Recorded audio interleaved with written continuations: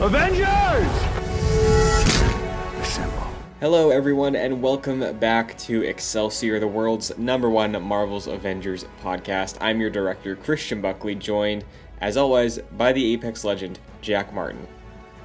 Excelsior Christian. Now, I think if you wanted to, you can adopt that moniker, because I haven't been able to talk about this on any JoyClicks production yet. But you, me, and Mike Connors of Jedi Knights fame got a three-peat of wins in Apex Legends. Something to be commended, I say. Yes, last week you brought up, like, hey, you know what, that title applies to both of us because we got a win. This week I will accept it because we did get 3 in a row. I will say one of those rounds you carried, like, heavily, but it was still an achievement, I think. Yeah. I was blown away. We got through one, then we got through the second, and we were like, that was supposed to be our last game, and then we were like, nah, we gotta do one more. And we closed it out. It was amazing. Hell yeah. To relate it to Avengers, imagine if you got through a Mega Hive without dying. And I know that's the only way you can do it, but just imagine. Imagine that. And also imagine if you could play with your friends. Yeah, right? It's hard to imagine, but that's what it would. That's the equivalent. Yeah, the thing is, it's not hard to imagine.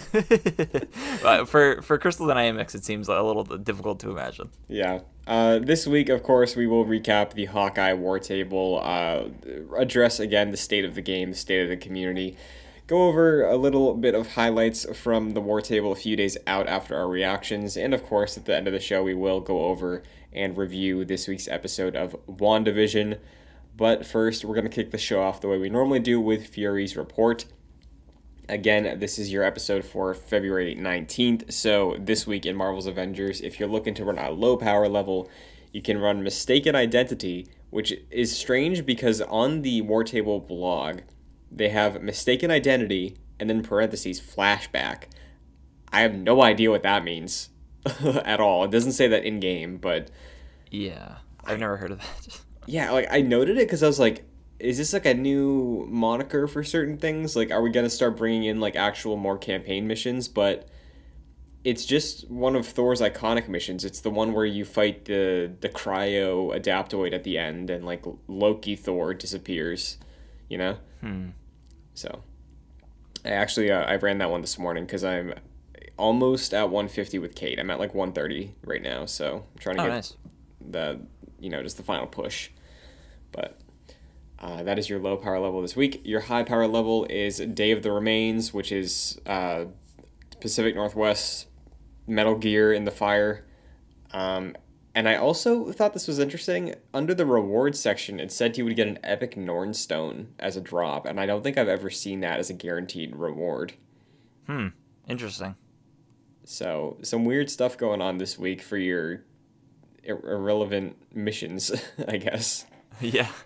The Harm Room Challenge for the week will net you Captain America 2012, number 19. I'm unfamiliar with that run. But, again, I'll give them this. We're on a hot streak. We got a new costume every week in the past, month. This week we got a John McClane Captain America. You see this one? I did not. I'm going to look this up right now. So he's wearing some, olive drab pants, and he's got an undershirt on. That's just it. He's looking like John McClane crawling through the vents. He's got the cap shield on the back, but I think it's a comic run reference. It was called Captain America Rebirth or something like that. All right, here I'm gonna try and pull this up. I like the sound of that. I like Subdued Cap. Yeah, that's a cool one too. One of my friends who mains Cap uses that one most of the time. It's a nice costume, but this one's a little more clean. It's like, okay, it's casual Cap, even more casual than we've seen him so far. Oh yeah. I got him. That yeah, that's cool. He's got his biceps just out and about. He's got some gloves on. Yeah, it's cool. Yeah, so once again, hot streak. You know what? Maybe next week we get another Thor one. That'd be very nice. But yeah, I will say before we get into the big stuff, there was also an update for this game that completely took the servers offline for I think maybe an hour. And I think that's the first time that's ever happened for this game. Yeah, so like we see this happen in live service games a fair amount. Like Fortnite usually does that between seasons. I remember when you and I did the Marvel event, it cut to like, hey, servers are offline, come back later. And that was the transition period between seasons. Mm. And then for Destiny, when Destiny 2 does events, I remember, I think I mentioned this last when we were talking about like, oh, what we wish the game would do. I think I mentioned the event where it was like the big white ball in the sky in Destiny like came back to life after it being dead since 2017, and that was an event. And then the servers went offline, and the next day the expansion came out. So like Hmm. this is a trend for live service games. Sometimes it's not always exciting. Sometimes it really is just maintenance. And I do know the community was speculating like, hey, are they taking this offline to sort of reset and reconfigure and fix matchmaking? Because that's according to Crystal Dynamics, matchmaking being broken is the reason we don't have the cloning lab yet. So that was a hypothesis. Seems disproven at this point, but yeah, I'm glad you brought that up because that was a big question mark this week. Yeah, seemingly just a patch fix for some reason. I don't know why this was the reason like this way of fixing patches this week was what brought it offline. I don't know if there are any problems. They were just like, let's do this for safety reasons in terms of their stability. Well, So just a little strange. yeah, it's also weird mentioning that because, like, I think in the official tweet when they said, hey, servers are going to go offline, they said it's unrelated to a patch. Oh, interesting. So I don't know. Like, I think that might have been to set expectations of, like, hey, there's no new content being patched in while we're Yeah. taking this offline. But, yeah, very, very strange. And not the weirdest thing going on with this game this week, Sure surprisingly. isn't. Um, So, unless there's anything else to say on the weeklies, why don't we start dissecting this here war table deep dive that we got this week? Let's do it. So, listeners or viewers, if you missed it, Jack and I did a reaction video. We watched the presentation, probably talked about it an extra 10 minutes. If you want those piping hot takes, that video's on the YouTube channel. But we've had a few days separated. Before we run through the highlights, dissect it all, Jack, has your thoughts changed at all since the initial viewing of this war table? Not really. I think as a recap of what we essentially talked about in that video you mentioned, I think we both really liked what we saw with Hawkeye. But we came in with the expectation we would get a tease for something else, and we didn't get that. So largely, we were left sort of unsatisfied about the game's future. But on a smaller, specific level, I think Hawkeye looks fun to play, and his environment looks cool, and it'll be interesting to explore that. And it seems like the story is expanding even more so than with Kate's expansion. So on that level, it's exciting. But on a much larger scale, very disappointed. How about you, Christian? Yeah, I'm in the same boat. I think Hawkeye looks fun. I think the expansion looks good. I think there's a chance that it might be a little more dense than what Kate's was, even just because we do have this new area. And from the pitch, it sounds like two ongoing storylines in the past and or the present and the future. So why don't we start the recap up on that? They did showcase Future Imperfect. They dove a little deeper into this concept they've been pitching of Clint was in the future and he saw the Kree invasion that destroys the world. Maestro Hulk is mutated by the excess radiation of this fallout and becomes a villain. We do have two Hawkeyes in the story, but I keep thinking there's three because like there's bald Hawkeye and then there's like Matt Fraction Hawkeye and then there's like old man Hawkeye. And Kate. Sure, yeah, too many Hawkeyes, man. Too many hot guys. But yeah, they do delve a little deeper into the idea that it is an adaptation of the Matt Fraction My Life as a Weapon Hawkeye run, which is excellent, as well as Old Man Hawkeye, which is sort of what we thought was going to happen when we initially saw the reveal and thought it was Old Man Logan Apocalypse, you know? Right. But I didn't expect to see the actual character, Old Man Hawkeye. oh, I didn't either. I thought there'd maybe be like a skin, but I didn't think he'd be involved in the plot, you know?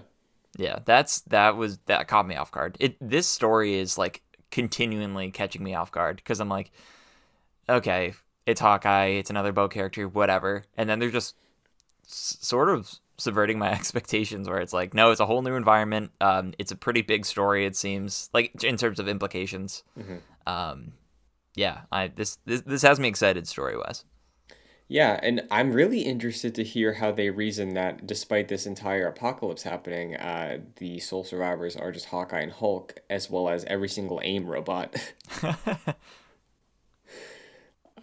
Because like that, I think that was my biggest takeaway of like, you have this thing, you're going for this storyline that's again the future, and Monica's, we learned this at the end of Kate's thing, maybe she's sort of helping to like stop this Kree invasion, maybe she causes the war, we don't really know, but yeah, it is a little disheartening that there is so much cool stuff here, and then it's like, okay, we're just fighting the AIM robots again.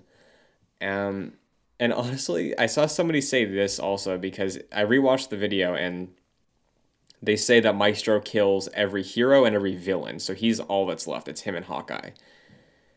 And I remember seeing like the helmets, the heads on pikes, and people were saying like, oh, maybe one of them is Vision because one of them looks like it could be like a synthoid kind of, and then someone was like, maybe Ultron is in there too. Like, I really, they could have just reskinned some of these robots and said that it's like, oh, future, we got Ultron eventually, and here's the Ultron robots. I feel like that would have been way cooler.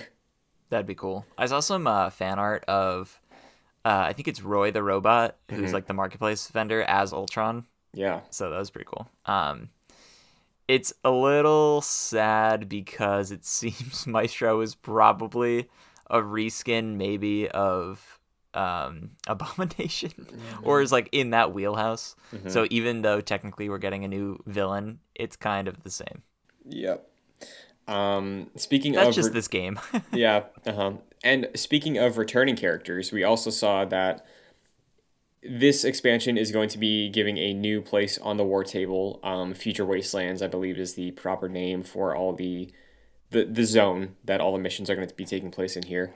Right. With the exception of some Hawkeye present day missions that I think take place in like Brooklyn. But the Wastelands have new villain sectors, new missions, and all that stuff.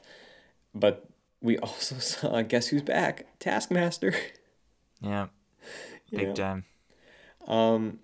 So I think on a presentational level, despite some reuse of like villains we're familiar with, or like maybe reskins like Hulk you're mentioning, I think on a story level it looks really interesting. I'm excited to see Clint and Kate have their back and forth. I'm excited to see the differences between present Clint and future Clint. Lucky the pizza dog from the comics is also returning or making a debut here, which is really just continuing to get me excited because I'm a big fan of comic book Hawkeye. So if this is just like they're bringing him to life, that's excellent because we don't really have comic book Hawkeye anywhere else. Right. Yeah, comic book Hawkeye differs from movie Hawkeye in the fact that he's super goofy. Yeah. And even though like he is like this super skilled archer, in the movies he's kind of played very seriously. Yeah. And yeah, in the comics he's definitely a big goofball, especially in the Matt Fraction run. Which I never finished, but I read most of it and I really enjoyed. So I'm glad they're taking a lot of inspiration from that. Definitely, yeah. And as somebody who's been playing Kate since she dropped, basically, I'm interested in what they showcase for his kit, because I think on a surface level, yes, it looks like the bow moves, the katana, it's very similar. Yeah, the basic set is probably the same. Yeah, like your aim, fire, and your square button are probably very similar. Yes. The main differences on a surface level, I think, are Clint has no warping capabilities. We saw that he uses like a grapple arrow to close gaps at times. And I think they also made it a point to say like, hey, Clint has way more different arrow types than Kate does, because Kate has the single arrow, the spread, and then the bomb arrow. This presentation showcased, I think, like 10 different types of arrows. Some of those were tied to your heroics, but there are significantly more arrow types to utilize for Clint, which I think is cool as somebody who's been stuck with the same. Honestly, I don't even use the spread, so like the same 2 arrow types for the past 3 months. It reminds me of how Spider-Man and Miles differ, where Miles is more power-oriented with Venom attacks, and he has like maybe like 4 gadgets. But Peter is, this is Spider-Man PS4 game, is very much gadget-oriented, where he has like, I don't know, 10 different gadgets that he can use at any time. So it seems like Hawkeye is in the Peter Parker role, and Kate with her teleportation and her arrows is more like in the Miles role. Yeah, and I think, honestly, with Kate, again, just drawing these comparisons based on what we've seen, for her heroics, I only like the R1, like the attack heroic, because the way I switched it with like the mastery skill tree is so it creates like a gravity well almost, so it just sucks all the enemies in. That's the way. That's the main thing I like with her, for her heroics. Like the L1, the defensive one, I honestly don't even know if it's working half the time, because like I feel like it makes no difference. And her super's fine, but all the heroics they were showing for Clint looked way cooler to me. Like the Yondu arrow kind of, like the portal that like, or not portal, but like the sentry that like just makes an AoE of a bunch of arrows, and then the support, which like allows him to be a healer, which I think seeing these differences on that scale as well is also appealing to me as somebody who has been grinding out Kate that might want to do the same for Clint, just because I like how on a basic level they will be playing, you know? Yeah, you were mentioning to me off stream that you were essentially considering maybe switching to Clint if you like get the feel for it, but as a like just seeing him in that presentation, I think his abilities caught me a little bit more than Kate's did. So it'll be fun to just go through and play as him to see which I prefer, because a lot of people, and we've mentioned this thousands of times at this point, have been talking about like, oh, they're doing both bow characters back to back, but it seems like it'll be nice to have the differences up front and center, so that you can see which you prefer at this point. Yeah, and I still do sympathize with the people who want something more exciting. Totally. Like, I'm someone who loves bow characters in any game. Like, Aloy, Ghost of Tsushima, Skyrim, I use a bow. Like, love that basic loop of combat. So I'm content with this, but even I still would have preferred to see, like, Black Panther be second, you know? Like, I still think it could have done well to have a stopgap in between the two of these. Yeah, definitely. And I'll also say that Clint looks like he's more focused on like crowd control and support, which I think is probably better for an archer than what Kate does. Because Kate, I feel like I use her mostly melee, except if I'm using bomb arrows to like just do a lot of damage. And I was kind of surprised. I think we were both a little surprised playing Kate originally, where she was really competent as a melee character, right? Yeah, she has a pretty good mix, I'd say. I'm with you. I think I use her R1 to suck people in and then just sort of go to town with her her sword, and I bet that'll be the same sort of dichotomy with Clint, where I guess not dichotomy. I think he'll be probably good as either, where if you want to use him as a melee character, you put those points into that, or if you want to use him as a range character, or a mix of both, I think he'd work pretty well, just like Kate. Yeah. I do think it's nice that we're getting another healer, because so far the main healer has been Kamala. Thor, you can build a healer around him with like the Bifrost summoning to leave a AoE of healing for a little bit, but I think every Thor character or Thor player kind of prefers to have like the fires of Muspelheim left behind by the Bifrost than a healing ring. Yeah, absolutely. I think to a certain extent, a lot of characters can be used in a support role, but it's like how Apex Legends really only has Lifeline as the healer. There's not too many. And I feel like games don't really like to introduce too many, but I like how this game has different nuances where you can have multiple healers, it seems, on the team throughout different characters. So, yeah, I think when we were both watching that sort of stood out to both of us, that ability. So that is a very welcome addition, I think. For sure, yeah. And I think the downside of this is like, yes, crowd control and healing being seemingly the focus of Clint is awesome, because that is very different from some of the other characters. Like Thor's tanky, you know, Tony can also be built tanky. Hulk is a tank. But with Clint focusing on maybe like healing, support, crowd control stuff, that's great, but that's great for like multiplayer and raid content, which is sort of where we're building towards after seeing the single player stuff, seeing his new kit, which again, all looks great. But where are we going to use this stuff? You know? It's been the problem since launch day, essentially, or maybe 2 weeks after launch day, where you get a lot of characters up to 150, and then there's just no new content for those 150 characters. Mm-hmm. You've been saving level 150 characters for something to do with them, and there just hasn't been for months at this point. Yeah. Like, it's nice having my Thor raid ready, I guess, you know? Yeah. Kate is about to be there. Clint as well. I'm assuming I'll get up there as well. But you're right. It's like, it's more doing that out of safety to the point where you're banking on them just shadow dropping some high level end game multiplayer content that it's like, oh, now I can use them, you know?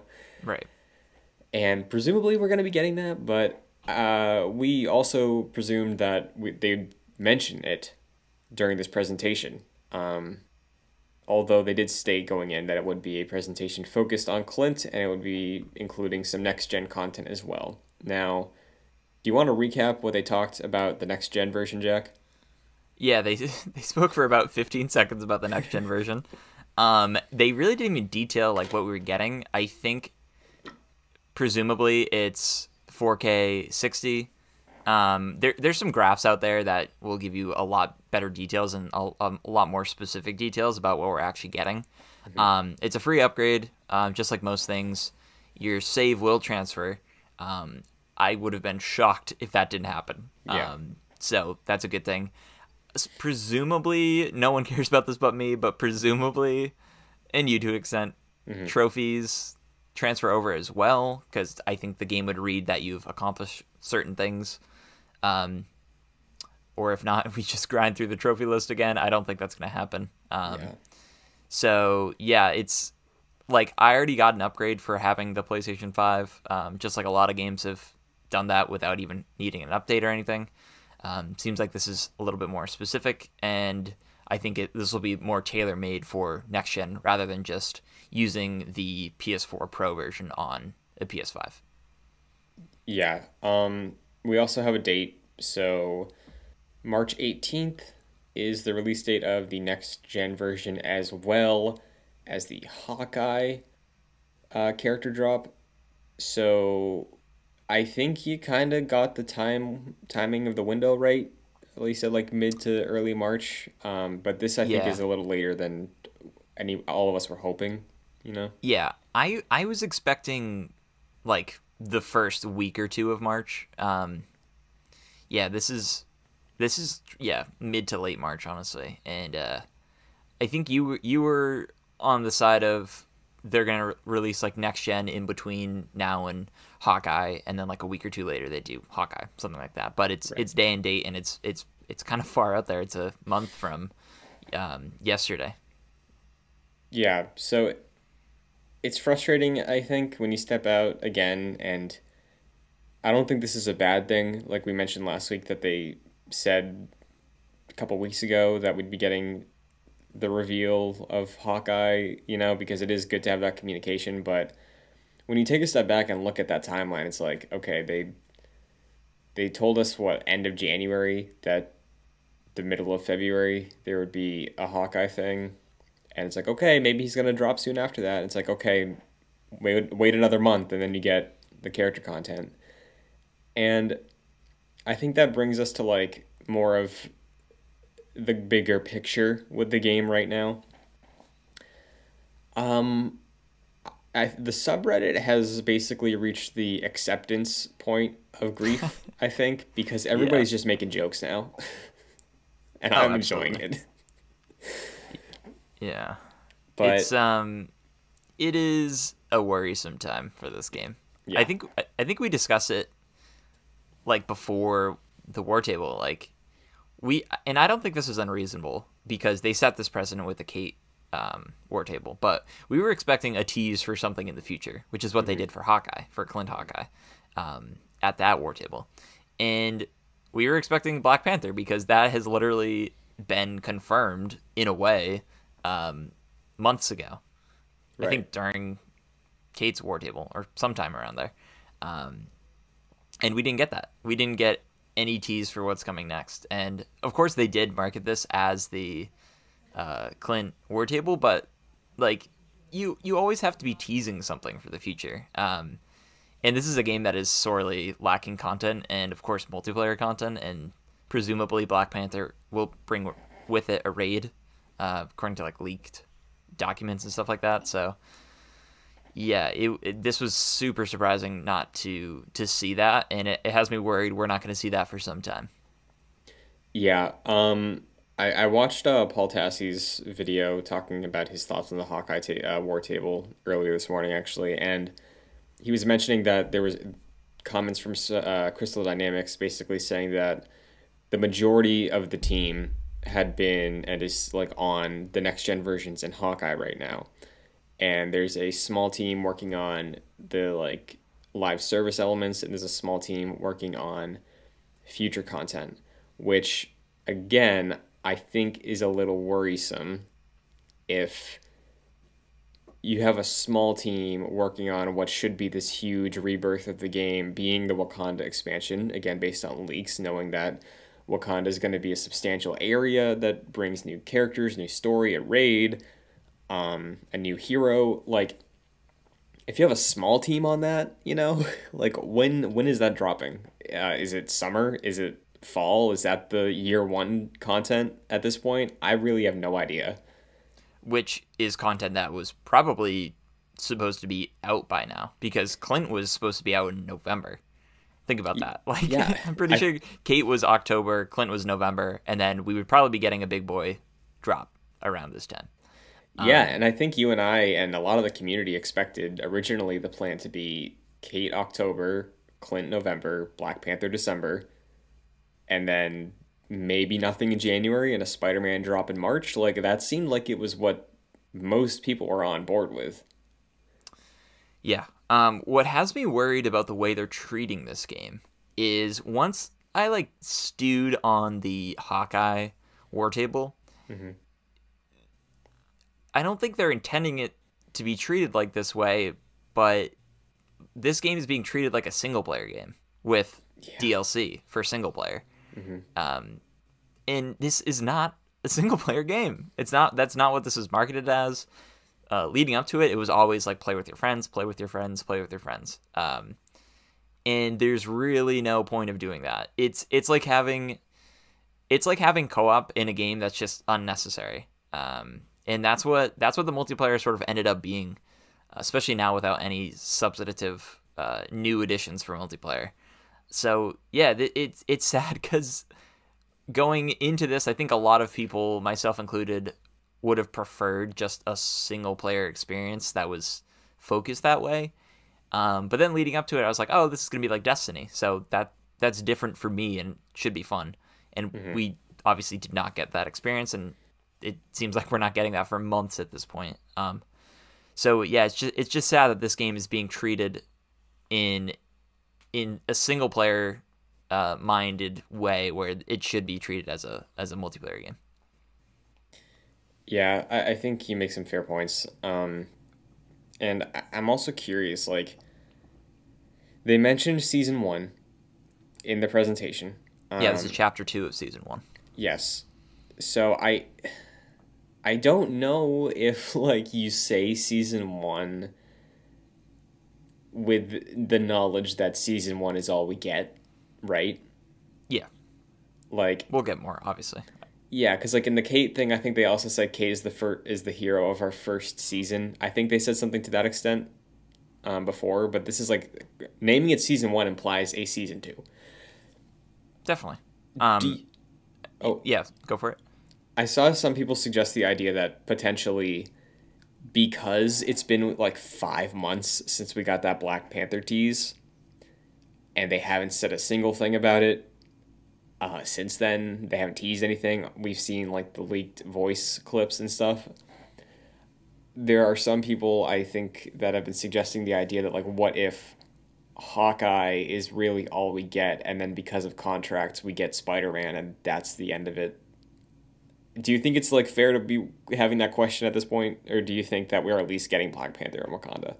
I think we are getting Black Panther, because it seems like the work is already being put into that, and the person has been cast as that role. So that work is already done. I think they just need to like build the levels around that, presumably. I think, yeah, like we said before this, if we didn't see Black Panther, we'd be worried, especially worried right now, because there was not even a tease. Like, that's what we wanted, just like a little tease, and we didn't even get that. Like, hey, look out in, I don't know, May for what's next. We didn't even get that. So I think we contractually, like what you said, we get Spider-Man for PlayStation. Sorry, Xbox and PC. And then I think we get Black Panther, and it's very possible that Square Enix looks at this game and be like, nope, this is not what we wanted it to be. It's not making us money. I think that's it. Sorry, guys. And that's all we get. I think Crystal Dynamics sets this game up after Black Panther, presuming like that's what actually happens. They're like, hey, here's the raid. Here's multiplayer content. Sorry, we couldn't make this game work. That's it. I think that's a possibility. If they can't bring back people back, they set up a raid, they set up the multiplayer content, and then they just pack up and leave. Yeah, which is very unfortunate, because I think we're both on the same page where we see this game having so much potential, and I think a lot of the community like sees that as well. Like, these characters are super fun to play. They have a really interesting take on the Marvel universe. It's just like, I really don't know what the main problem is at this point, and I don't know what the solution is because I don't know what the problem is. You know, it's like, yeah. I think on a basic level, it's like, yeah, we just need multiplayer stuff. That's it. I am also like, I just want to know what's up with the cloning lab at this point. Truly, like, it's not the raid. I think we can confidently say that at this point, but they did say it was raid-like content. We still don't have Kate's Omega level super adaptoid. Like, there's still so many questions that they're just not even updating us on, which is, I think, why I'm starting to have doubt and wondering what the future is. I would like to be optimistic and say that I think we will absolutely still get Wakanda and Black Panther in the raid. At this point, though, I could see a world where that's fall, and the whole year one rebirth thing, the Taken King equivalent that they try to put out there is Wakanda and Black Panther, but I still don't even know if that's like a, hey, here's a rebirth, or hey, you know what, here's a Hail Mary, and we're just going to be like, all right, game's done now, we shipped this, enjoy it, maybe buy the expansion. Like, I wonder truly if they believe in this Black Panther expansion, if it ends up being paid content, because that's kind of what happened with Taken King. Like, I don't think Bungie ever said, like, hey, Destiny content will be free for DLC, because they had 2 smaller packs. But when Taken King dropped, it was like a $50 or $40 expansion that was sort of a 2.0 in a lot of ways. And I just don't know if I see a world where, like, what needs to happen for this game to be successful and continue happens in a way that makes everybody happy, right? Because I think, like, what Square probably wants is, like, okay, if we're really doing a whole new push to get players back, we're charging for this. But if the community, if, like, you and me and the listeners are like, hey, this whole awesome rebirth that's going to give us everything we wanted is $40 on top of the 60 to 80 we already paid for the game, like, I don't know who's happy at that point. Yeah, I think this might be a conversation for another time, but Sure, I think it's entirely possible that Season 1 ends with Black Panther, and Square Enix and Crystal are like, all right, this game's free to play. Like, we just need people to get in here. and expansions going forward are like $20 to $30, and microtransactions everywhere. So, or however Destiny handled it, we always make that comparison, but Destiny did make that step, and its player base is insane. I don't know if Avengers right now could see those numbers, but I think with substantive multiplayer content and the game being free to everyone, to have Marvel's Avengers free to play, I think would be huge. And I think it's something that they are absolutely considering right now. I would hope, yeah. And I think it's worrisome that we're having these thoughts in February of this year, like not even just about 6 months post-launch, like with one new content update so far. Yeah, it is worrisome. I think, again, what we did see this week looked good, contained within itself, but I think the entire community was on the same page, and just Crystal was on a different one in terms of what we need and want right now.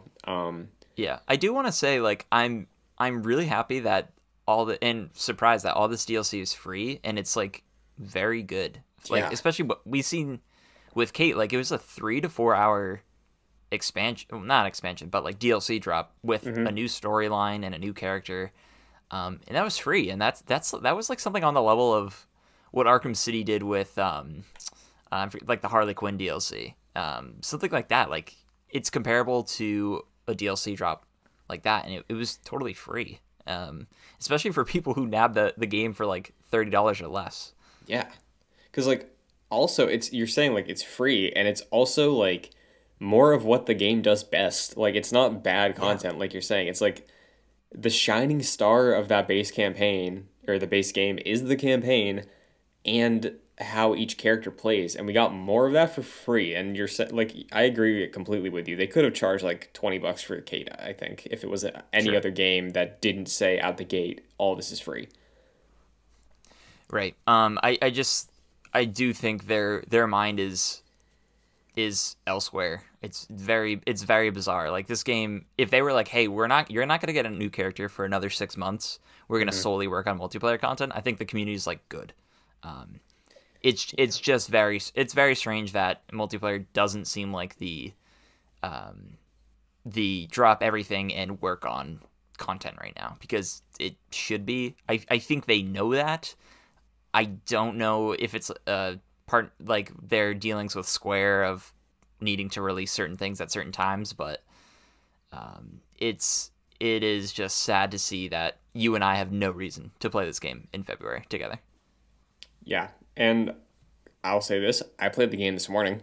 I did the Thor thing, because again, I still like playing this game. It's just I never was doom and gloom with the game, I think, so far, but this week it's very much all right, what's the next Marvel title that we're going to get on PS4 or PS5? What's the next big initiative for Marvel games? Where's that focus going to lie? What's the next Ultimate Alliance type thing, Marvel Heroes type thing? Because I really don't know if this is it anymore. Yeah, I mean, I think the naysayers were, and maybe even realists were, feeling this way in the fall, and I think we were much more optimistic than a lot of people, but it's gotten to the point now where it's we just can't even think that way, because we've seen for the past, I don't even know how long it's been, 3-4 months, maybe 5. Time is just non-existent at this point. We just haven't really gotten anything. We've gotten Kate, and now we're getting Clint in March, which is bizarre. So it's hard to be optimistic about this game, especially in the fact that we haven't even had any teases for something new coming. Do you think we get Cloning Labs before Clint? Because there's a whole month period of no content. I sure hope so. I think I texted you, or I think we might have been playing Apex when the tweet went out, but I did think that there was a chance that this server shutdown was to fix multiplayer, and again, we haven't heard anything since the server shutdown about what was reconfigured or anything like that, but I truly, truly hope that at some point between now and March 18th, we get either the Super Adaptoid fight the Mega Hive, playable in multiplayer, or the Cloning Lab. All three would be fantastic. I would take one. I'd love two of those, but yeah, I just like, I really hope so because I want to keep playing the game. It's a really fun game to play. I just don't know what to expect. I have a character at 150. It's not the character I'm like fully committed to at this point. So like, do I even bother getting Kate to 150 if there's maybe never going to be a raid? Like, I don't know. Should my time be better spent elsewhere? And I think with all those things in mind, I still do want to keep playing the game, and I will get Kate to 150. I will get Clint to 150 because I enjoy playing the game at the end of the day. But I don't know what they can say. I don't know what they can't say. But like, I just saw like a moment ago, Paul Tassi put an article up, and he's like, the Avengers roadmap at this point is just dreams and data mines. So like, I'm still surprised we don't have a roadmap. I'm shocked they haven't commented on the Cloning Lab in over a month and a half at this point. I know there was that dev stream where they said, "Oh, it's the next thing." Is it still the next thing? Because right now Clint is the next thing. So I don't know. What do you think? Do you think Cloning Lab drops before Clint? Probably not. I think we probably would have heard something. And if it does, I'm worried that the Cloning Lab is just something like a Tachyon Rift, which kind of dropped out of nowhere, and it was just like, all right, it's just I know it's supposed to be something more than that. But if they don't talk about it and just shadow drops, then I'm worried it's not the multiplayer content we need, which is even worse, releasing something that would seemingly be good multiplayer content and it turning out not to be. That's my speculation. But to answer your question, no, I don't think so. It's really sad to see. I think this game is just riding. We've talked about this. It rides the announcements of content as actual content. Like the January announcement was content for the game. The War Table was content for the game, and that's gonna supposedly last us a month until we actually get real content for the game. Yeah. I'll say this too. This week there is no play with the dev stream. They've replaced it with a narrative focused stream on a community member's channel that's going to be interviewing the narrative designer of the game, which again goes back to what you were saying of like the focus right now feels like it's a single player game, right? Because I don't think like I'm scrolling through comments right for the announcement of whatever about this new stream. Everyone's like, so are we just not going to talk about Cloning Lab this week either? Are we not going to get any update on the multiplayer content? Which again, it's almost beating a dead horse, but like I'm just surprised. I don't know if I should be, but I'm just surprised. Yeah, You know? I wonder if people's expectations of this game, wanting it to be a single player game, went into any sort of revisions they had with it, because people going into this were like, oh man, I just wish it was a single player experience. Maybe the devs were like, oh, that's what people want, and then they played the game and they were like, oh, there's the possibility of playing with friends, and then maybe that shifted. I think maybe expectations were shifted along community lines and developer behind the scenes situations, maybe.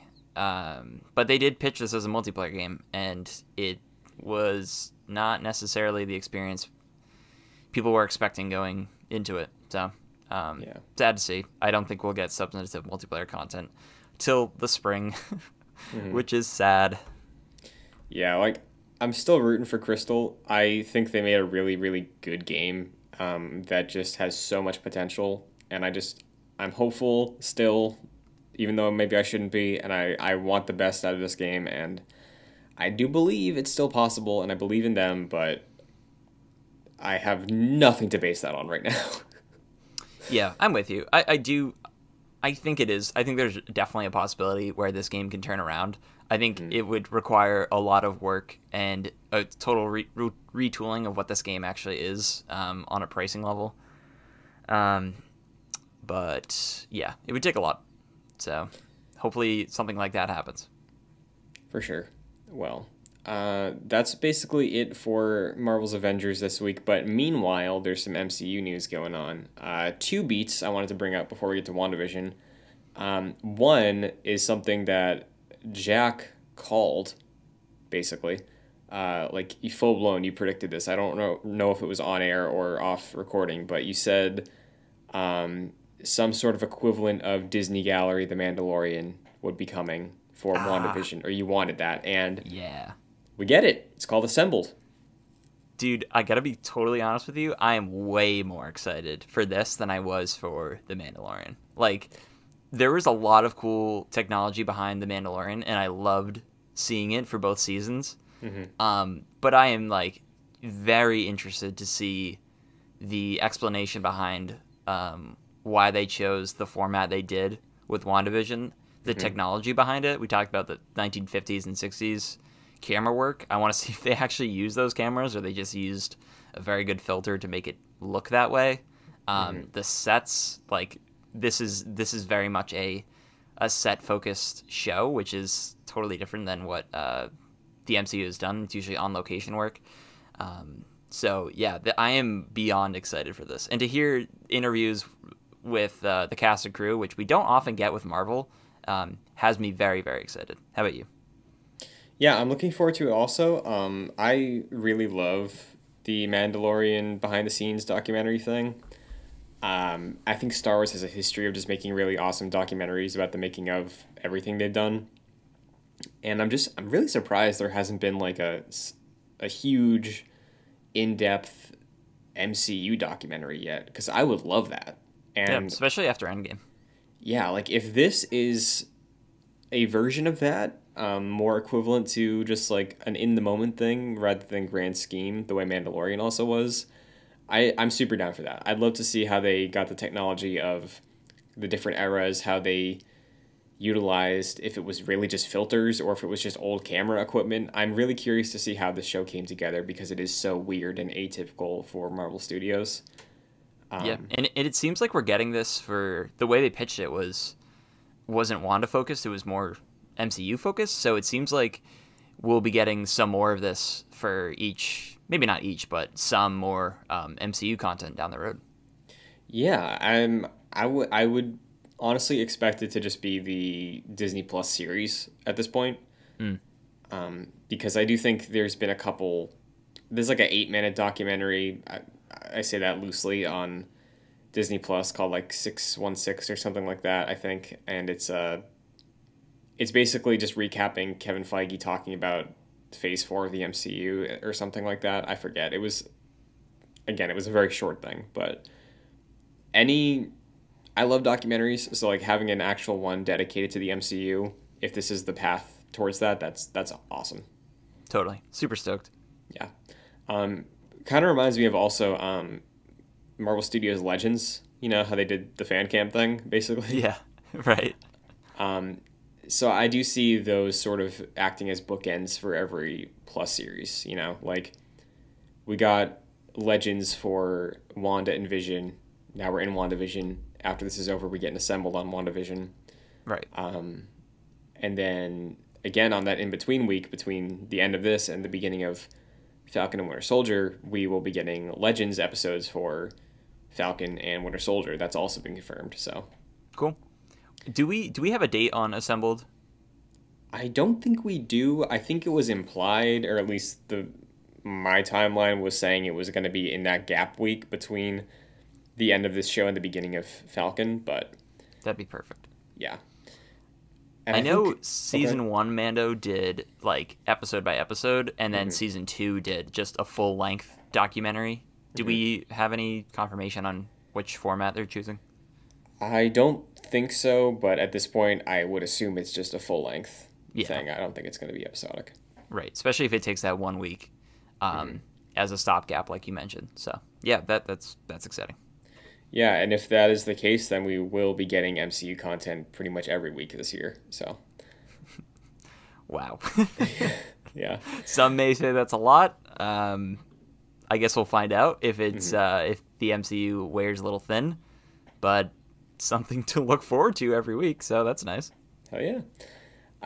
Also, another grab for MCU in the future. Sam Raimi's Doctor Strange 2 will be scored by Danny Elfman. Not the first time they've worked together. No, it's a returning feature right here. That's right. And it seems like Sam Raimi may also be meeting some other people he's worked with potentially. Maybe not in this movie, but I mean, they are working with the multiverse here, so. Mm-hmm. And there are, of course, rumors about the Spider-Man Into the Spider-Verse live-action movie inside of Spider-Man 3 that we've covered. So the band is back together, it seems. Quite literally. Yeah. I also think it's funny. I'm sure you saw this going around pretty recently. Somebody pulled out the excerpt from Spider-Man 2 where Jameson's like trying to name Doc Ock and he calls him Doctor Strange and he's like, oh, that's taken. Yeah. You think we see that scene again? That'd be funny. That'd be very funny. But yeah, I think it's really cool that Sam Raimi's doing Doctor Strange still. I think Danny Elfman, I'll be completely honest, I really did not like Danny Elfman's work on Justice League, so I hope that him doing another superhero can like reclaim that iconic sound that he was able to capture for the Spider-Man movies. But yeah, I have good hopes for them working together again. Yeah, I think the Spider-Man Sam Raimi score was excellent. Yeah, and I think we've discussed this in the earlier incarnation of Excelsior, but like heroes in the MCU don't really have an identifiable theme, most of them. Mm-hmm. So I hope Danny Elfman brings something for Doctor Strange that we really haven't gotten yet. Yeah, that would be very nice because I cannot think of a single piece of music from Doctor Strange 1 right now. I can't. No. And also worth putting an asterisk on the Justice League thing. I know they had Danny Elfman come in like super late because that movie was like kind of a mess getting out there, and there was originally a score from Junkie XL. They scrapped it and they were like, okay, we're just gonna get Danny Elfman. Then he had to reuse like the Superman theme and the Batman theme. So like, he's still a talented musician. I have faith in him. It was just Justice League is his most recent superhero thing, and that was on an abridged thing. So I have faith. Yeah, he's done excellent work in the past. Absolutely. So yeah, he's going to be scoring and potentially giving Doctor Strange an identifiable theme moving forward. And I wonder when we'll hear that. Because, we got Multiverse of Madness next year. We know Elizabeth Olsen is shooting that in London right now, I think. We know Doctor Strange is supposed to be in Spider-Man. Maybe, just maybe, he shows up a little earlier than that. Do you want to talk about WandaVision now? I sure do, Christian. Okay. I sure do. Spoiler free. What do you think of this week's episode? So, yeah, spoiler free. I think at this point, viewers would understand that we're decade hopping and we're at the 2000s at this point. Yeah. I would say the humor of the 2000s in this episode didn't necessarily hit with me as much as the previous decades. Mm-hmm. And the sort of B plot of what happens with Vision in this didn't necessarily grab me as it had in previous weeks. Mm-hmm. But I really liked this episode specifically for Monica. I think she is more and more sort of sealing the scenes that she's in. Mm-hmm. And we'll get into it later, but we get some answers in this episode more so than other weeks, which is very satisfying. But even beyond that, I think what we get with, I think, Wanda and Monica in this is very heartfelt, and yeah, I enjoyed seeing them on this. I think this is a really good episode. What about you? Yeah, I'll echo everything you just said. I think it's a solid episode. I think the humor is definitely a jump from previous weeks. And Monica, I feel like, was the heart of the episode. Like, I only felt like emotional at one point in this episode, and it was tied to a scene with Monica, which we'll get to. But yeah, everything you said, I agree with it, all of it. So why don't we dip into spoilers? As you mentioned, this is early 2000s. Its intro is the Office intro. Like that was basically a not Office version of the Office theme. Yeah, there are two Office references in this. It is definitely that theme, which sounds very similar.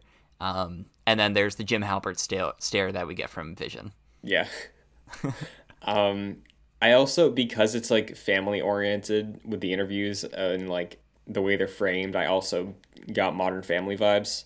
Yeah, 100%. More than The Office, I think. But yeah, because I think that makes more sense than an Office setting. Although I was disappointed that they didn't go to the computational services, and just essentially have a snippet of an Office scene in there. Yeah. I think that would have been pretty easy to do, just to shoehorn in there. But we're past that at this point. I think the stinger of the title is a reference to Modern Family. Like the WandaVision text that comes up, I think is similar to the Modern Family text. I'm not super familiar with the show, but I believe so. Yeah, I watched a good amount of Modern Family, and I definitely felt its influence here. I'm wondering also, because I'm trying to think back of what the title reveal looked like. Maybe Arrested Development in a way, kind of? Yeah, so I was watching this with my girlfriend Lauren, and I asked her because she had seen Arrested Development, and I was wondering if they did cutaways in that show, and I don't think they did.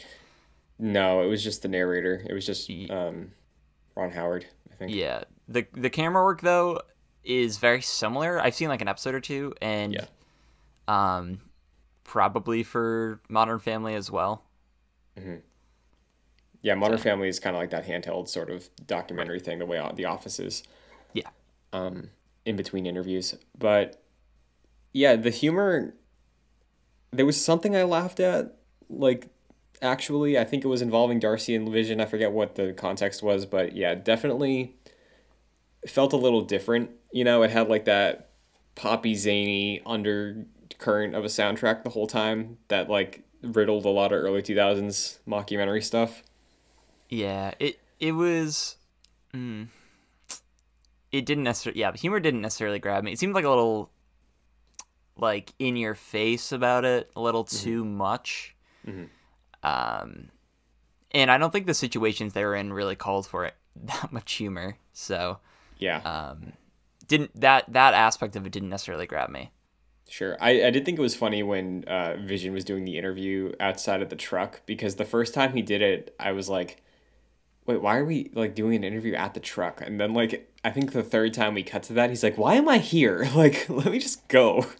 Yeah. And of course the title of the episode is Breaking the Fourth Wall. Yeah, which is cool. I also think, based on this episode, I don't think next week or the week after is sitcom based anymore. I think this is the last one. Yeah, I was wondering that. Because it's seemingly with the end of this episode, there's really no point to do that. Maybe we do get something like that. I can't really think of what they would do next, like Breaking Bad, maybe. I don't know why they would do that. Yeah, are there any sitcoms shot in 16:9? I don't know. I mean, they did full frame for the sitcom aspects at this point. So yeah, like we did see also like the letterboxing come in for, I think it faded in and out a couple times this episode. Like at the beginning when Vision is waking up, it goes from having the letterboxing to just going away, fading back into the sitcom world. And then at the end of the episode, it fades out, or it fades back in on Wanda. And when Monica runs in, it goes into letterbox, or I think it expands. So I think because we experiment with that transition a lot this episode, because we've reached kind of the most recent version of a sitcom, and because it seems like, specifically with Vision, kind of just like being like, why am I chained to this anymore? Like, I can just leave. I don't know if next week is another sitcom thing anymore. Yeah, I think so. I think they've run the course, even just like at the surface level of them wanting to include gimmick, not in a bad way, but it is a gimmick of the sitcom. Like they're pretty much done. no sitcom in like the 2010s really has that identifiable style that wasn't present in the 2000s. Right, like it's the Big Bang Theory, right? Like that's the one from the last decade. Yeah, and that's obviously inspired by like 80s sitcoms and 90s Right. sitcoms. So I think if they did anything, it would be a drama, but I mean, they're already doing a drama Right. outside of the sitcom realm, so I don't know if there's any need for that. So I think I'm with you. You know what I'd love? What's that? Ooh, I just got an idea. Because this episode, we also see Wanda's grasp on the hex sort of falter in a lot of ways. I loved that because it was like modern day. It was like, oh, it was almond milk, and then it switched around to like that was a really funny joke. I laughed at that. Yeah, that's good. Because like we've seen stuff on the fritz like that.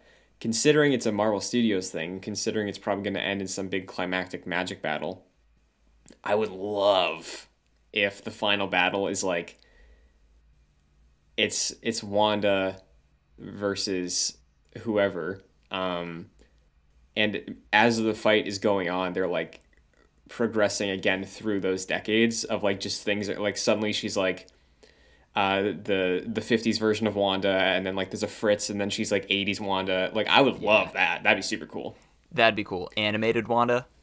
Yeah, From that'd be the awesome. The intro. That'd be that'd be. I'm with you. That'd be very cool. And then like switch, because I think that'd be a super impressive fight scene too if they were like seamlessly transitioning from like the technology, like the look of it, the certain like grain, like the 70s version. That would be a really, really cool way to shoot like a final confrontation for the show, because you're assuming it's going to happen in the hex, and then the fallout is the hex going away, right? Right. And I think the MCU has struggled with the big like sort of third act fight that we're progressing to being sort of generic and just in a way to continue the plot. I think that would be one of the standout ones. So Christian, I can see it in my mind's eye. I think you're onto something. I hope that's what happens.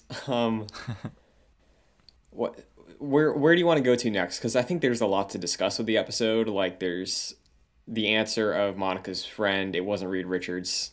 I wasn't too surprised. You and I wrote notes separately, and I wrote almost the exact same thing as you did. No Reed, laughed my ass off. Yeah, it's.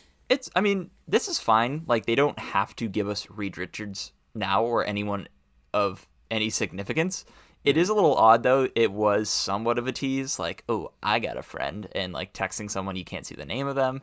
And then it just turns out to be some random Air Force engineer colonel for sword or whoever it is. And it's like, oh, all right, I guess.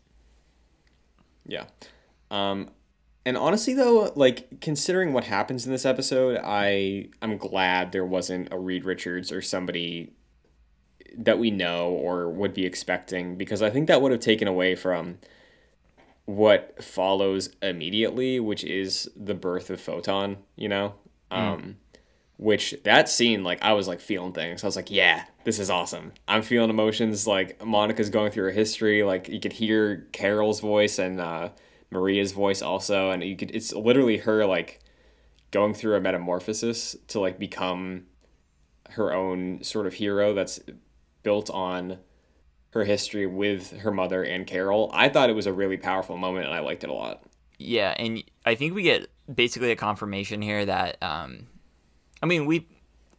reinforcement, I would say, of the relationship between Carol and Monica, because it's, like what you said, it's like sort of her metamorphosis, and then once you hear Carol's voice, she like snaps into it and has an angry expression on her face, and then, reassembles and gets to the hex. What I'll say is I was blown away. We only get this shot for like a couple seconds, but her vision as she is Photon is beautiful. The colors of the hex as she sees it with her newly acquired powers is gorgeous, and I hope we get to see more of that.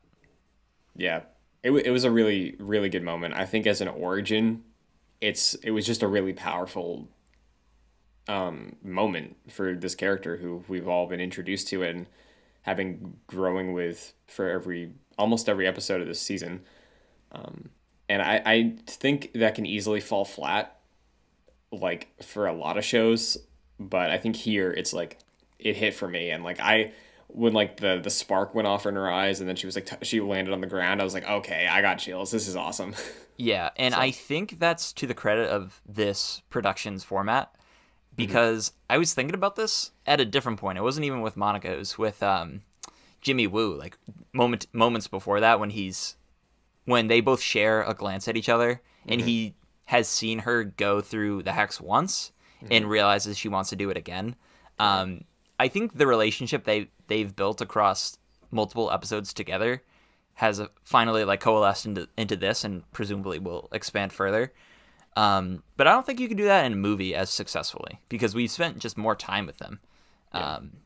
And yeah, I'm glad they went on this route. And before this, we've seen Monica have sympathy for Wanda because of their shared grief. And we get sort of that confirmation of that in the next scene with them together. And man, I love them both. I'm rooting for both of them at the same time. Oh, hell yeah. Because we also learned this episode that Hayward, surprise, is actually a bad guy. Who would have seen that coming? It's so disappointing, Jack, because like when he was introduced in that episode about the blip being undone or whatever, like I was like I was with him. I was like, oh, cool. We're not doing like, oh, the big corporate boss is a dick. We're not doing that huge trope of Marvel. And then it's like, oh, well, he was just being nice that week. Okay. Yeah, I think we got that in episode 5, where you and I were just like, oh, okay. Yeah. But what's great about him is that he is just probably unnecessary in the grand scheme of things, and we probably won't ever see him again. Yeah, so. he's fodder. You know, it's like he is fodder, and there are greater things going on at this point. Like, he's not the main bad guy, which I don't think we expected. So that's good.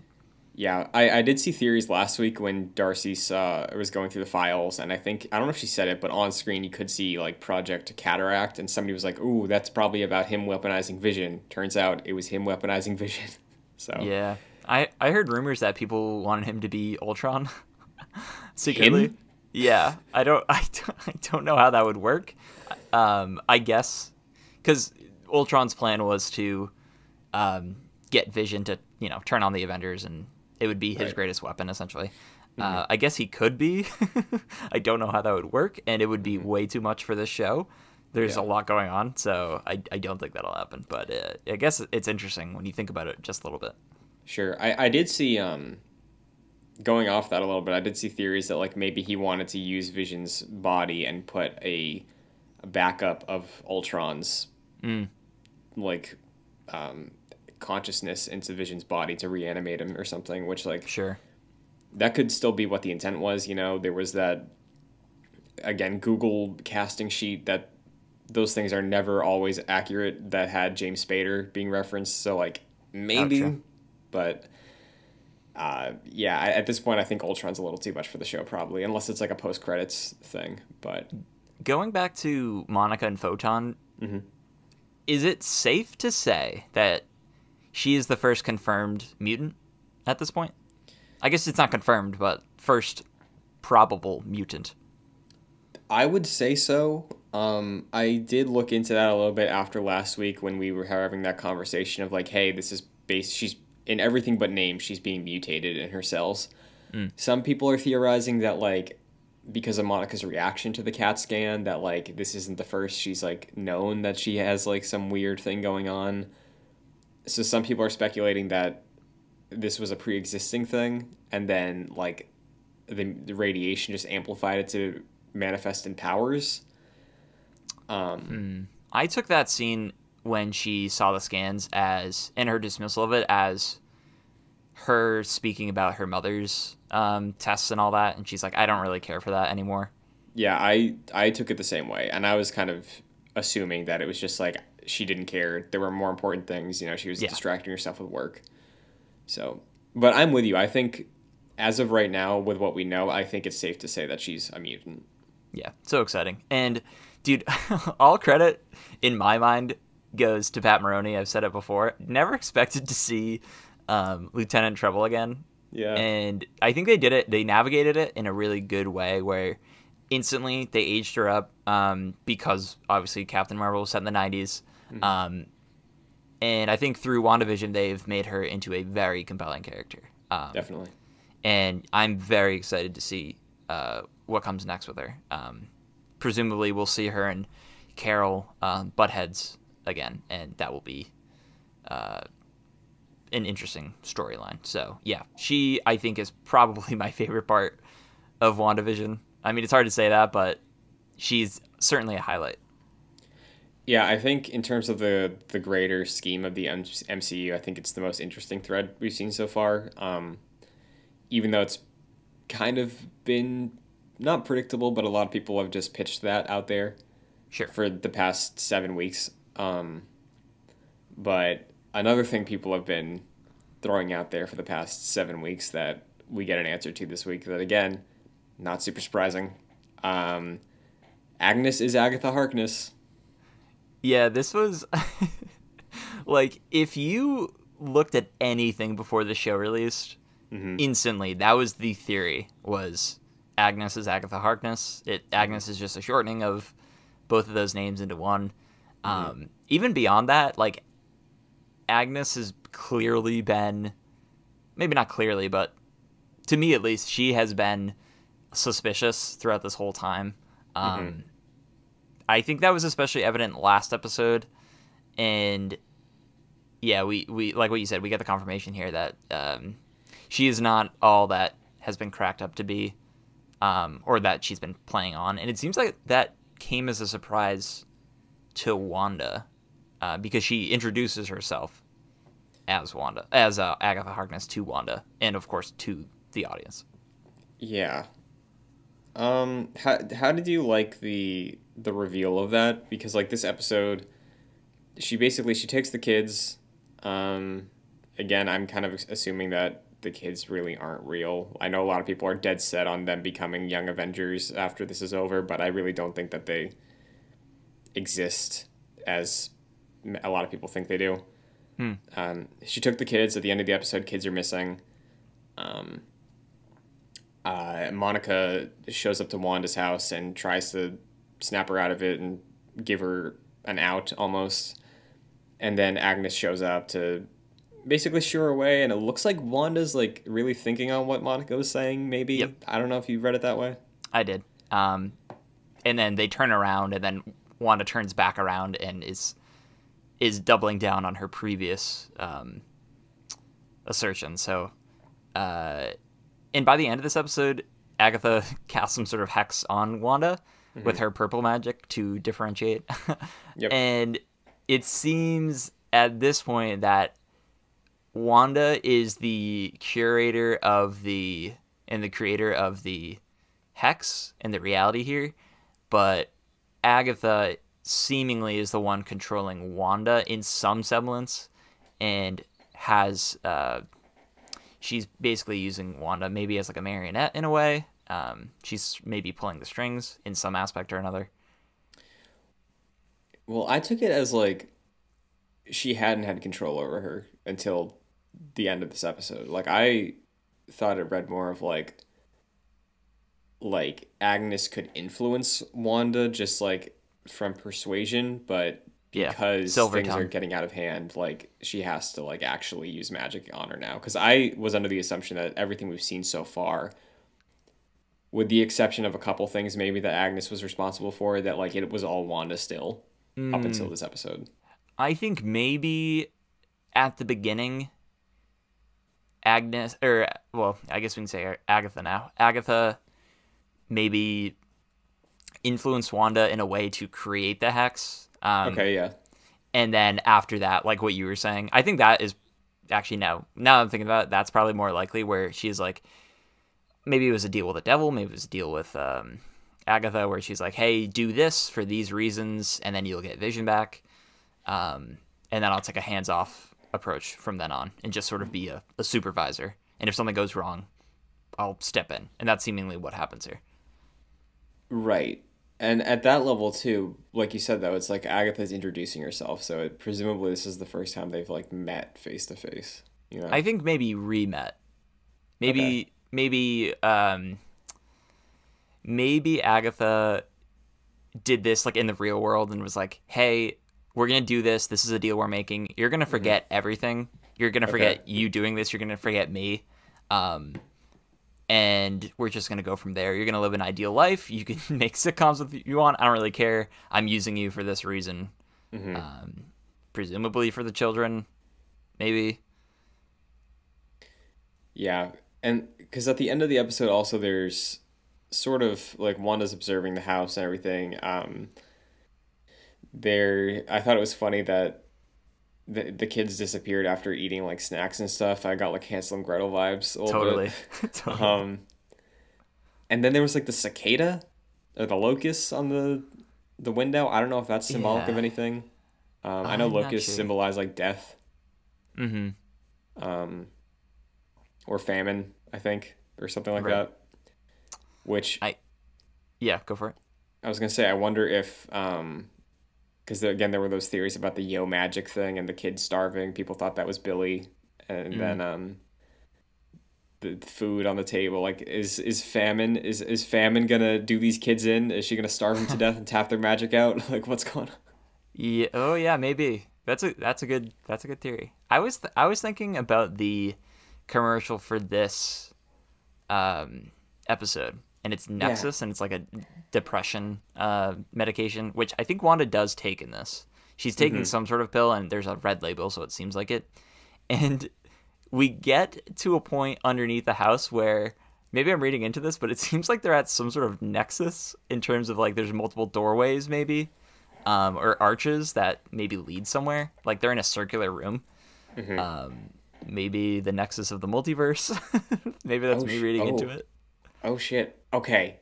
So I remembered when I saw the commercial, I saw Nexus and I freaked out. I was like, why do I know that? There's something with Marvel and Nexus. What is this? I just did a little Google. Nexus War is a recent arc in the Marvel comics. And from the immediate Google result, the Nexus is a cross-dimensional gateway which provides a pathway to any and all possible realities. This includes realities between realities. It is unknown whether it was created by some being or just if it's one place in the entire multiverse where all realities naturally intersect. Oh, we nailed it. We fucking nailed it, dude. Come on. There we go. We've been speculating like idiots for the past few weeks, and we just got it. We got it. Yeah, dude. That's it. Scarlet Witch has been identified as the Nexus being of the Marvel Universe. Oh, come on, man.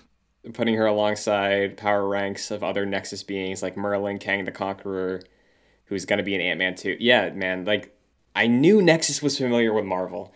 Oh, wait! Oh my god, Jack. What do we got? I think the Nexus War was the prequel comic for Fortnite. It was. I think that's what it was. Wow. Man. Dude, Jonesy's showing up next week. That's the Luke Skywalker level reveal. Jonesy from Fortnite. Jonesy is absolutely canon in the MCU. No question about it. I know you usually have some insights from like theories for episodes. I don't know if you've had time for it this week, but that book, anything with that book? Book? What book? Like the orange glowing book? No, so I didn't see any videos this morning. We're recording this earlier than we usually do. Okay. So yeah, we're coming hot off the episode here. I don't know, the anti-Bible. Who knows? Sure. Dude, I'm surprised we cracked that case. It seems like that's what it is. The Nexus. I don't know what that book is, but man, that's what it seems like we're getting into. Hell yeah. I did think it was interesting because we got a lot of different energy colors this episode. Like Photon is blue, clearly. Yeah. Wanda's red. Now Agnes is purple. That book was orange. So I am wondering if there's another player here. Yeah, part of me. So this, I would say this isn't really that much of a surprise. Even if I don't think we watched any videos, I think Agnes always seemed a little sus. Yes. But part of me, and I like this, I like where they're going, don't get me wrong. Part of me wished that this was all just Wanda. I think that would be a very compelling tale. but of course, we haven't seen the fruition of the story they're telling. So, Right. Not very fair of me to say that at this point, but I do like where we're heading. Mm-hmm. Yeah, I'm on the same page. Like, I did have that thought immediately when it's like I saw the purple magic. I was like, okay, it's Marvel. Enemy is hero but bad, but Yeah. I still like this. Like, I don't think that's a bad thing. You know? Yeah. Oh, absolutely. I gotta say, the two things. Now that I'm thinking about the pills, maybe Agatha somehow has influence over those, and Wanda keeps taking those, and she exerts some control over Wanda. Maybe that's me reaching. But the theme song we get for Agnes at the end is amazing. Yeah, that was really good. That was very, very good. Huge fan. Also, is this the first time we get an end credit for the show so far? Yes. That's the first one so far, and I it's funny because I think they just had two endings for the episode, and they just because it's like it plays out very similar to Wanda's confrontation with Agatha, right? Like, Yeah. snooping and then confronted and then attacked, you know? Yeah, so we get throughout this episode that everyone just keeps referring to Pietro that we saw last episode as Imposter Pietro. And then Monica as she's like trying to get into Agatha's basement, fake Pietro comes up and is like, oh, snooping, something like that. And we're kind of left wondering where his allegiances lie and who he even is at this point. So that's a thread I'm excited to see come to fruition. Because in that the Agatha theme song, we do see that she was the one who was like manipulating Pietro when he showed up. Like, so I'm still kind of doubting the multiverse thing with him right now. I still don't know if it's actually Fox Quicksilver. I think it could just be some guy. You think that was just the pizza delivery guy of of Westview before this happened? Maybe, yeah. I think there's a good chance that that's what it is. And thing is, though, like he has Quicksilver's powers. I wonder how that is manipulated. I think it could just be Agatha still. Yeah. I think there's a case. That's true. Know? I won't be surprised if at the end of this it's like we see Evan Peters exit Westview and he has like brown hair and he's just some guy that looks confused and lost. I wouldn't be surprised if that's what happens. I think we were talking about this. Like, I don't think that was introduced to Fool fans. Maybe in some way it was. I think we will get, maybe not with Pietro, and honestly, now that you say that, probably not with Pietro, but I think we will get the multiverse in this show. I think that's what we're leading up to with where we leave off in the basement. Yeah. Do you have any final things to say on this? Like, I liked the stuff with Vision and Darcy just like catching up, and Vision sort of having some sort of separation with his past self, kind of in the way that we kind of see in the Vision comic. I felt of like he's being told these things of like, oh yeah, you should love this woman, but he's like, I don't think he's feeling that at all. Yeah. I think he has more emotions in the MCU than he does in the Vision comic. Sure. And I like that version of him. This version, rather. Probably more so. And he is been very selfless throughout the entirety of the MCU, but I think especially in this show. And he was largely sidelined this episode, save for what you mentioned, like him basically being caught up on, hey, what happened to me when I was sentient? Right. So, and then he flies off to go to Wanda. Of course, we don't see him for the rest of the episode, but I think Vision, of the two of them, I'm really interested to see, like, it's hard to even say that because I'm interested in both of them, but I just love Vision as a character, and I'm interested to see what happens to him. I think he will meet his end once again, probably, unless something happens. So I just want to see what happens with those two. Maybe want to get some closure with him. Yeah, I'm wondering if, again, sort of speculating on what's left, I wonder if because Wanda's under the spell of Agatha now, if the final confrontation of the show is Vision fighting Wanda. Because I think that could end in heartbreak the way that the cast has been teasing it.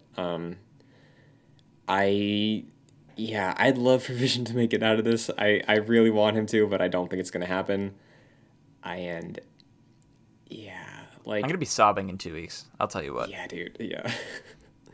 I do think that there is a slight separation of Vision from his past self here, though. Like, I do think that he's maybe not feeling the things that he's supposed to be feeling now that he's, like, getting a bigger sense of what's going on.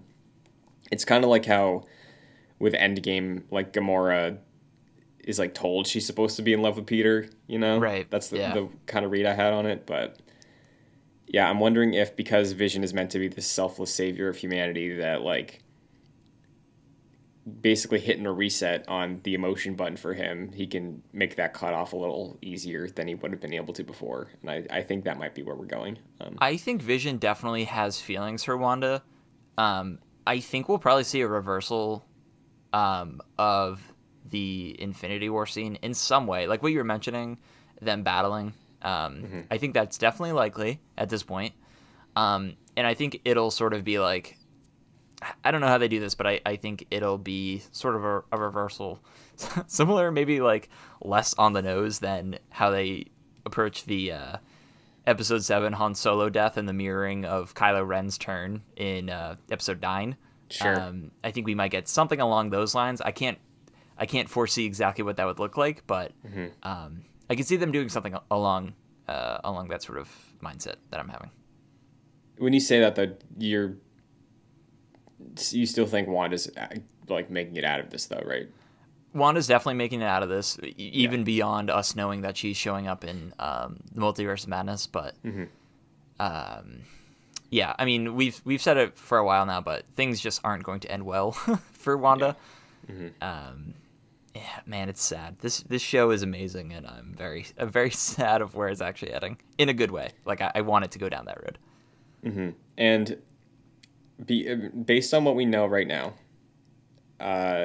this big character reveal that's supposed to be a guest character, a surprise, again on the level of Luke, like, I think I would be willing to bet money on a guess right now. I don't know if you feel the same way, if you have somebody locked in who you think is going to be the big guest character that shows up in the last 2 episodes. Do you have a guess? I truly hope it's no one. Because we're already at the point where I think these final 2 episodes will just serve as the culmination of the story. And I think if you introduce someone on the levels of who we talked about in the past, Magneto, Professor X, I think that's somewhat of a distraction. I think if we do get something like that, that's like an end credits thing. But yeah, honestly, I'm sort of hoping we don't get anyone because I don't know where that would fit in these final 2 episodes. I think there's a chance that next week we get another post-credit scene similar to this one. And I think next week at the end, in the post-credit scene, whatever confrontation happens next episode, in response to that, the post-credit scene will be Doctor Strange, and I think he shows up in the finale to help out. Oh, man, that is not a Luke Skywalker level. I know it's not, but I think that's like, I think if you look at it within the world of Marvel on that, not like as a pop culture moment, but more of like, guess what? We're gonna have Benedict Cumberbatch show up. Like, I think that's still like in MCU talk for a TV show. I think that's probably still notable. I think a lot of that quote is hype. Totally. Yeah. And I honestly think that was Evan Peters, because to me that was way more of a pop than Luke Skywalker showing up, because we expected that throughout the entirety of that season, especially towards the end of The Mandalorian. But yeah, I think it's mostly her just sort of hyping that up. Sure. Yeah, I think I saw someone say like, oh, it hasn't happened yet. I don't know who it is who said that though, but I would still bet that Doctor Strange shows up regardless of that, if that's the big reveal or not. I think since he is going to be in Spider-Man, and since Wanda is going to be in Doctor Strange too, like, I think at this point it makes sense, if the multiverse is going to be a big deal for most of this phase, that like, okay, the connecting tissue between all of it is the guy who can control all of it, you know? Yeah, I think for him being the cameo.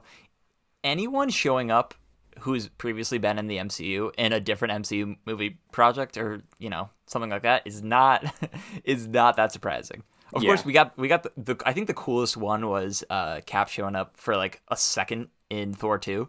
Yeah. Because that's just, it was totally random. But someone just showing up out of the blue, it's like, oh yeah, of course, they're in this universe and they're active. So, I mean, you get that with Luke in Mandalorian, like that makes sense. But at that time and Star Wars being the type of universe it is, it was more of a surprise than I think, Doctor Strange would be.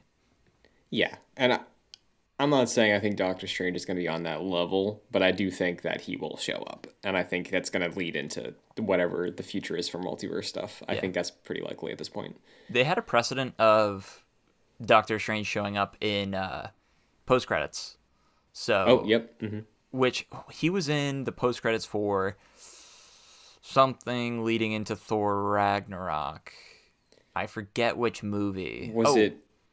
Oh, Homecoming? yeah, I think Thor was in his post credits. Now that I'm thinking about it, because Doctor Strange came out in 2016, and then Thor showed up, and it was the same scene where he shows up and gets his beer in Ragnarok, and that is at the end of Doctor Strange, I believe. So never mind.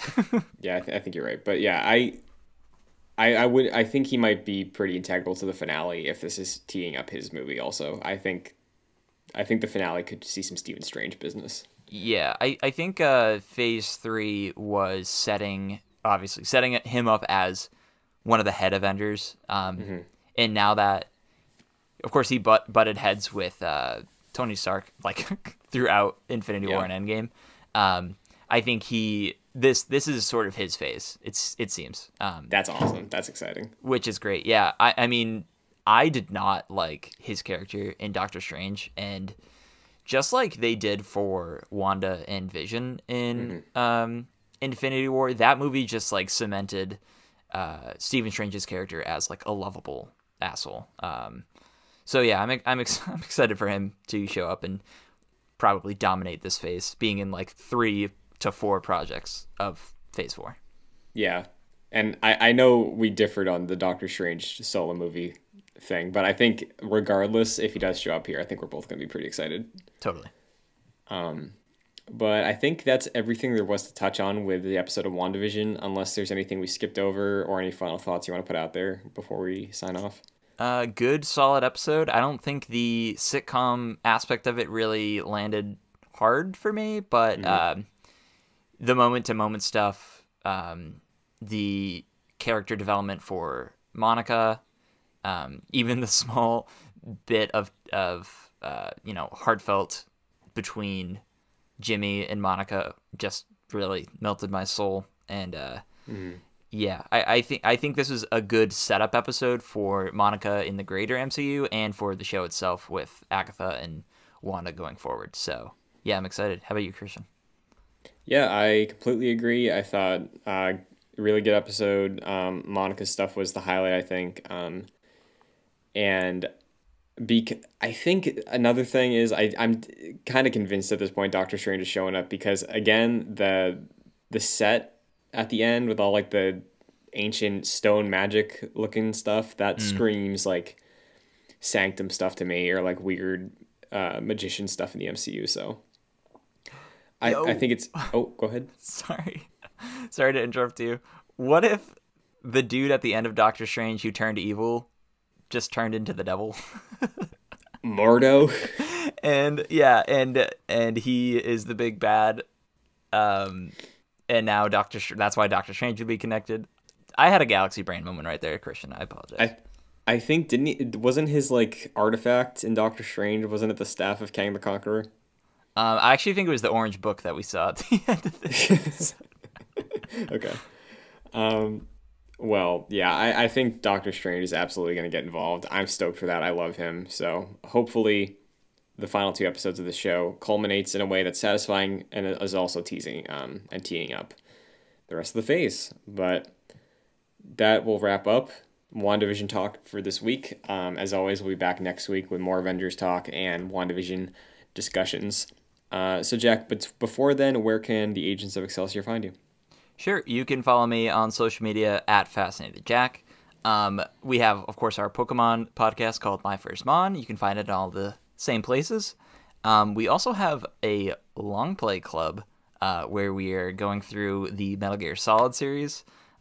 Christian, Kevin, and Omar did an episode of the first part of Metal Gear Solid 2. I was absent during that for reasons, and I'm excited to listen to it as a listener because Christian has teased it as very, very interesting. Of course, Kevin hasn't played any of the Metal Gear Solids, so he's bringing the newcomer's perspective, and if you have played Metal Gear Solid 2, you're probably going to want to listen to this one. How about you, Christian? You can follow me on Twitter, Instagram, Twitch, and TikTok at Shunt2D2. This show is available on youtube.com/joyclicks for the video version, and Apple Podcasts, Spotify, any podcast service of your choosing. For the audio version, if you can rate or review on your podcast service of choice, it would be greatly appreciated because it helps us out a ton, helps us maintain the world's #1 Marvel's Avengers podcast title. And if you want to get involved further, patreon.com/joyclicks gives you the options of $1 or $5 for support. The $5 tier gets you producer credit like Chris Sakas and Aaron Easton for all of our podcasts. So thank you very much. And that's going to do it for this week. So hopefully next week's episode is a big culmination. Again, I'm riding on another post-credit scene with Doctor Strange. We'll see who's right. But until then, Excelsior. Excelsior.